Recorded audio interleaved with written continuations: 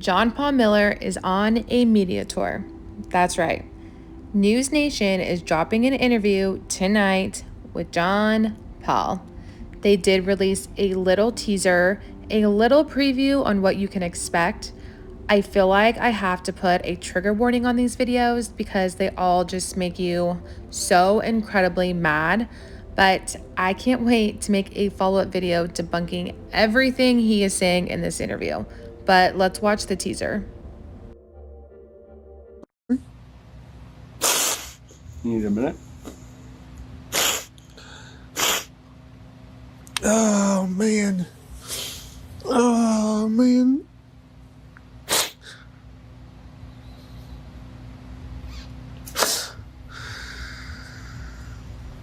What's tripping you up? Just being able to tell. Just being able to talk about everything. It feels like that people don't care to hear the truth. They just want to go off of feelings and believe whoever screams the loudest rather than whoever has the proof. What do you think happened that day? So, according to what she's tried to do in the past, and according to her doctors who have taken care of her for years, and according to me who's seen it over and over again, I imagine that she was in an incredibly euphoric attitude. I saw her pictures on the Dick's Pawn Shop. Someone sent me screenshots of the Dick's Pawn Shop pictures where she's smiling, which out of the 6 or 7 times that she tried to commit suicide in the past, only one of those times was she depressed. The other times she was very euphoric. And she would wake up and say, I think I'm supposed to die today. And I said, no, honey, you're not going to do that. She said, well, my mind tells me that I'm supposed to kill myself. I said, we're not going to listen to your mind.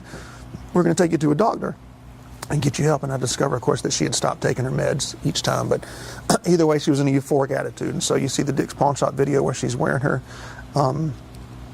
work clothes and with a smile on her face.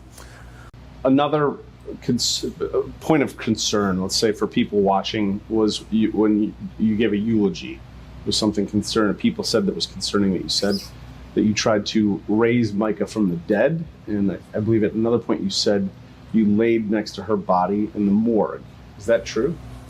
I didn't lay next to her body. I mean, I couldn't. You can't lay next to her because her body's up on this thing. But I mean, I hugged her, and I sat on the floor, next to her and just talked to her for a while. But yeah, I tried raising her from the dead. Because you know what?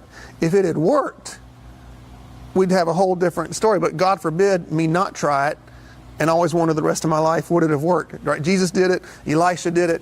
There's a few other people in the Bible. And so, yes, if somebody I love more than anything in the world has passed away what I believe to be an early death, you better believe I'm going to try to, in Jesus' name, raise them from the dead. I believe in healing. I believe in miracles. I believe in the raising of the dead.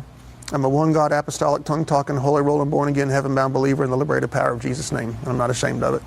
Would you characterize your relationship with Mica as healthy?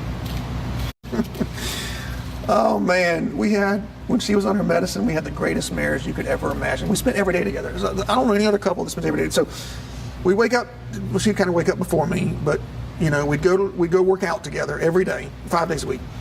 We'd eat lunch together every day. We would work together every day. We'd pick up the kids, do stuff with the kids every day. We'd go to dinner every night together. Then every night we would have our routine. So there's 3 things we would do. We would either sit in the bathtub together for 2 hours until the water went from steaming hot to ice cold. She bought this big air mattress we'd put in the back of the truck, and we'd go park somewhere here in Myrtle Beach where there's no lights, and she'd bring us some hot chocolate, and we'd lay on the air mattress for 2 hours. Or we would go out on the beach with our beach blanket and lay there for 2 hours. But the point was, no cell phones, just her and I. She would talk 90% of the time. I would talk 10% of the time, and I would just listen. And so every night, 2 hours, we'd hang out together. And so was our marriage healthy? It's probably as healthy as any other American marriage. We've seen you dressed as Spider-Man in videos. Okay, let me just, wait, hold on. I'm not Spider-Man. I can either confirm nor deny. To me, it says Spider-Man as the person who's texting me. So we've seen you in videos dressed as Spider-Man. We know there's a Spider-Man character in the back of your house somewhere. Her family wonders if you have identity issues and this need to align with superheroes. What's your reaction? And what's the reason for the Spider-Man? Well, first of all, I can neither confirm nor deny that I've ever put on a Spider-Man costume. But you'll never see me in the same room with Spider-Man, I will say that. And I don't know, people say stuff. Me and Micah would go to... So you don't get in the Spider-Man costume? Yeah. I mean, you just sent me a picture with you and Spider-Man. Me and Micah, we'd go to Comic-Cons every year. We both dress up. Micah dressed up more than I did, actually. There are times I didn't dress up and she did. We love that kind of stuff. She was Wonder Woman, she was Spider-Woman, she was Mystique, she was a lot of different characters. So you're not even going to grant that there's something odd here? No, I'm not.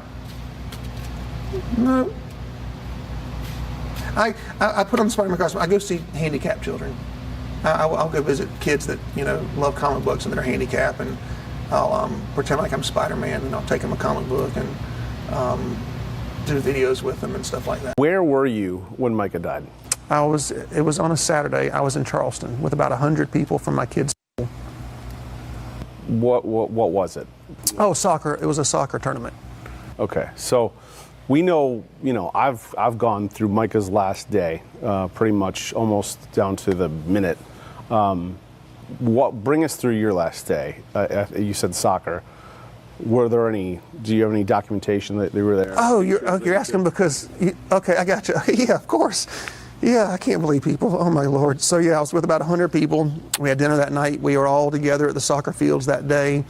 Afterwards, after the soccer game, somebody was with me the entire time, who I can't name due to legal purposes, but I will say it's somebody that I love more than anything else on planet Earth. Man or woman?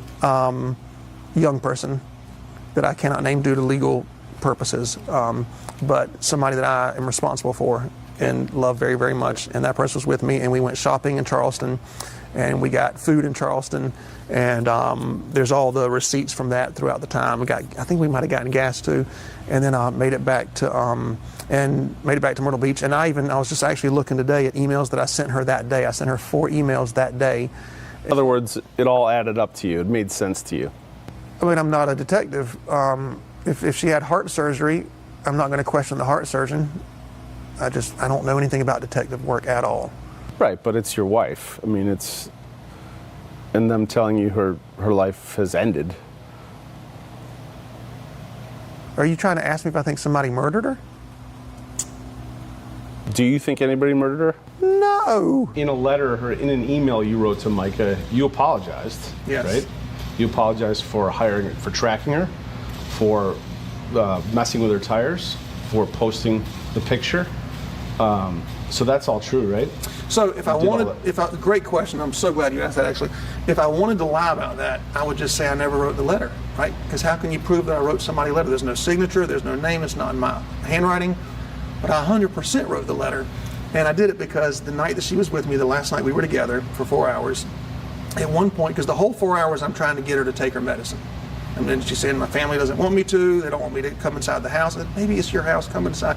So finally we get to the point, she says, you know what, I'll take my medicine and I'll come home if you'll give me $10,000 and if you'll write me an apology letter. So let me understand this correctly.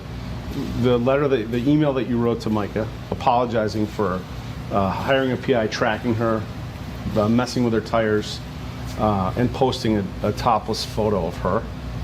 You wrote that, you say. Yes, but sir. Now you're saying that you didn't actually do these things. I did the PI thing, but so over the years what I've learned with her is when she's in a delusional state of mind, I have to play into it in order to get her back on medicine. So the first year or two when she'd say something, I'd say, that's not true, that's not real. She'd get mad and blow up and knock a hole in the wall or something like that. So then by December 2019, I think it was, we were watching TV and she just stopped and said, you're a double agent. And I said, no, I'm not. She says, yes, you are. She said, and I'm going to call the police. She said, you're a double agent, you've stolen my things, and I'm going to put you in jail. And I was like, oh my goodness, what'd I do? She hadn't been taking her medicine. So just to be clear, you wrote this to Mica, but now you're saying you didn't do those things. No, I did not slash the tire. I don't think there's a naked picture of her anywhere, ever. Anyway, I think that was just a made-up thing. And I think that her tire just got something ran over from what I understand. I don't know. I didn't see anything.